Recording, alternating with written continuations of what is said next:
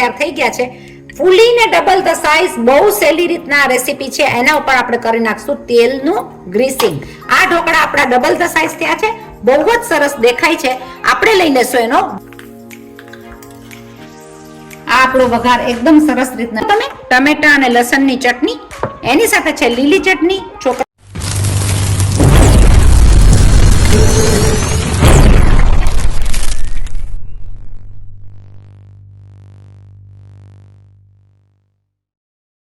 ચાલો આજે આપણે બનાવીએ એવા ઢોકળા જે ઇન્સ્ટન્ટ હોય અને જારીદાર, સોફ્ટ, એકદમ સરસ મજાના સૂજીના ઢોકળા, હેલ્ધી ઢોકળા બનાવીએ ટમેટા અને લસણની ચટણી, ઇન્સ્ટન્ટ, આથા વગર. ચાલો મારા રસોડામાં. ચલો આજે બનાવીએ ઇન્સ્ટન્ટ લાઈવ ઢોકળા બનાવવાની આપણી રેસીપી ચાલુ કરીએ. તો મેં લઈ લીધી છે 1 વાટકો રવો, એટલે કે સૂજી, જે આપણે નોર્મલ સૂજી વાપરતા હોય છે ઘરમાં બધી વસ્તુ માટે. એ પ્રમાણેની સૂજી છે આ. ઈ સૂજી લીધા બાદ કચોરાનો અડધો કચોરો ચણાનો લોટ. ચણાના લોટ સાથે આપણે લઈ લેશું અડદની દાળને પીસીને અડદની દાળનો લોટ. 3 ટીસ્પૂન અડદની દાળનો લોટ.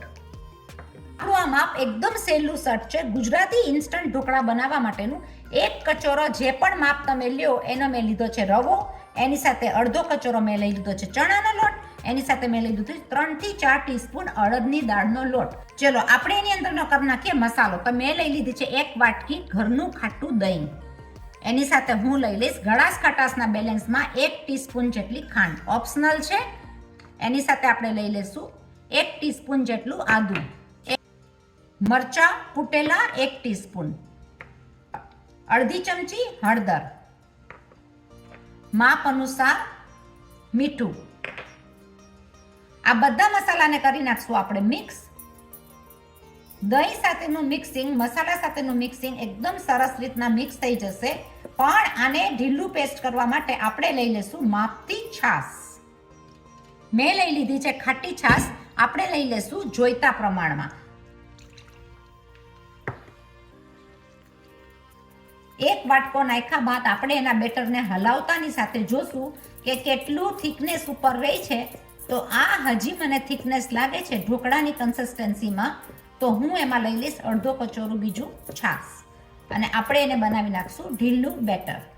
આપણે લઈ લઈશું અડધો કચોરું હજી જોઈતા પ્રમાણમાં છાશ. એટલે કે ગળાશ ખટાશનું બેલેન્સ એકદમ સરસ થશે. આપણે એને જ્યારે ફેટતા રહેશું ત્યારે એનો કલર એકદમ બદલાઈ જશે, ફ્લફીનેસ આવી જશે, સોફ્ટનેસ આવી જશે અને ઢોકળા બનશે આપણા એકદમ જારીવાળા. તો મેં એક જ લાઈનમાં 4 થી 5 મિનિટ આપણે એને ફેટી લેશું. હવે જે ચણાનો લોટ છે એ આપણા ઢોકળાને બનાવે છે સ્વાદિષ્ટ અને ફરસા, જ્યારે સૂજી છે એનું કામ છે એ બનાવશે સોફ્ટ. અડદનો લોટ છે એ બનાવી નાખશે એને સોફ્ટ અને થિકનેસમાં જારીવાળા અને એકદમ જ સ્વાદિષ્ટ ઢોકળા. આપણું 3-4 મિનિટ બેટર ફટાઈ ગયું છે અને આપણે તમે જુઓ એનું આખું બેટર જ આખું અલગ થઈ ગયું છે.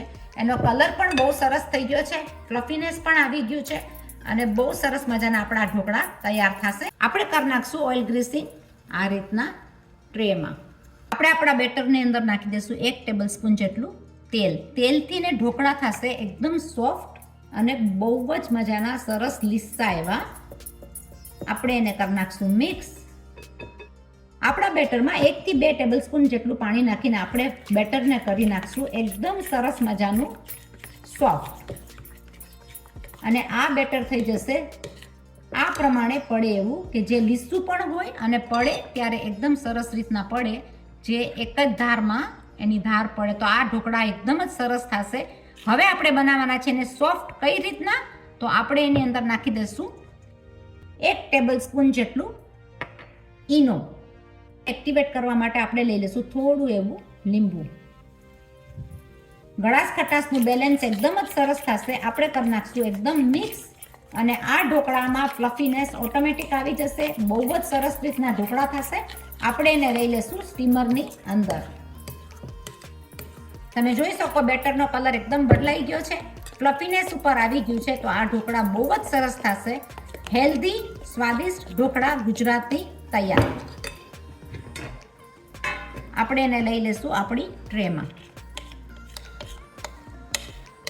સરસ રીતના પથરાઈ ગયેલા ઢોકળામાં આપણે લઈ લઈશું થોડી એવી મરચાની ભૂકી. આ સ્વાદિષ્ટ ઢોકળા બહુ સરસ રીતના તૈયાર થઈ જશે 4 થી 5 મિનિટમાં. સ્ટીમરની અંદર એકદમ જ ટાઈટ ફિટિંગમાં ઢોકળા તૈયાર થઈ જશે. જો તમારી પાસે સ્ટીમર ન હોય તો તમે કપડાથી વીંટીને પણ આ ઢાંકણાને રાખી શકો, જેથી કરીને હવા અંદર ન જાય અને ઢોકળા થાય એકદમ સરસ.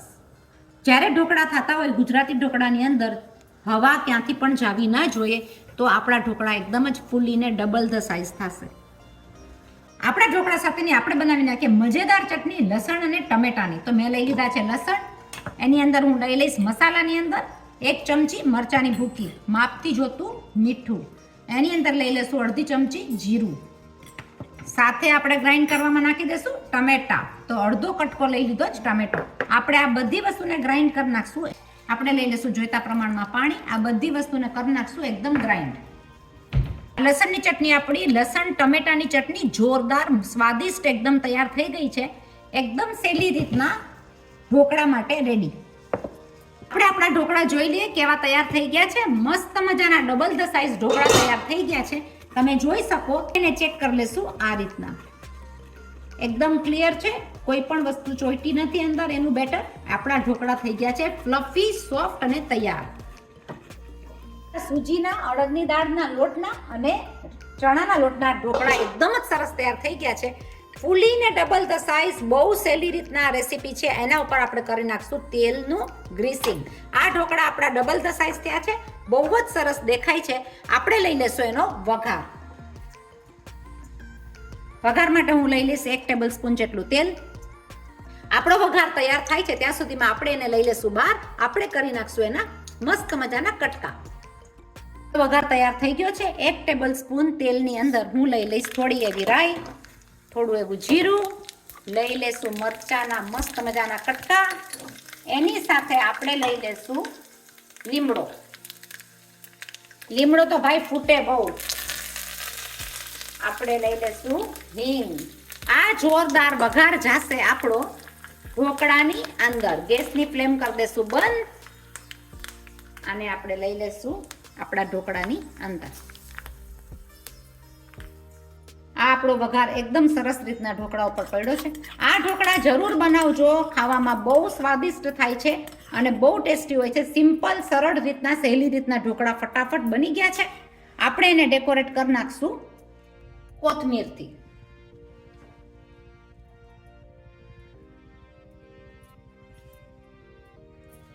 આપણા ઢોકળા બહુ સરસ મજાના તૈયાર થઈ ગયા છે. આપણે એને જોઈએ ગરમા ગરમ કાઢીને કે ઢોકળા આપણા કેવા ફ્લફી થયા છે, કેવા પોચા થયા છે. એકદમ જ ગરમ છે ઢોકળા હજી, અને તમે જુઓ એની જારી એકદમ પડી છે. સોફ્ટનેસમાં ડબલ ધ સાઇઝ છે. પોચા રૂ જેવા ઢોકળા એકદમ જ સરસ લાગે. શેની સાથે તો જુઓ તમે, ટમેટા અને લસણની ચટણી, એની સાથે છે લીલી ચટણી, છોકરાઓ માટે છે સોસ. આવા ગરમા ગરમ ઢોકળા જો તમને ચાય સાથે મળે તો કેવું જ શું ભાઈ. બનાવજો જરૂર. સિમ્પલ રીતના, સરળ રીતના બનાવ્યા છે ઢોકળા. બહુ જ સરસ થયા છે. લાઈક કરો, શેર કરો, સબસ્ક્રાઇબ કરો, આગળ ફોરવર્ડ કરો શું મારી ચેનલને. મળ્યા પાછા બીજી નવી રેસીપી સાથે. ત્યાં સુધી તમે લ્યો ઢોકળાની મજા.